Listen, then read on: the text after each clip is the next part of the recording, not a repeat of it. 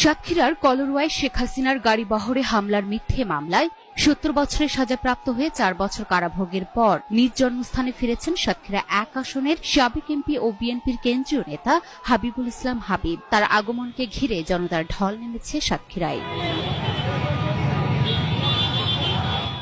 শনিবার বিকেল ৫টায় সাতক্ষীরার পাটকেলঘাটা কুমিরা হাই স্কুল মাঠে পা রাখেন হাবিবুল ইসলাম হাবিব। তালা উপজেলা বিএনপি আয়োজিত গণসংবর্ধনা মঞ্চে পৌঁছানোর সঙ্গে সঙ্গে উচ্ছ্বাসে ফেটে পড়েন লাখো জনতা।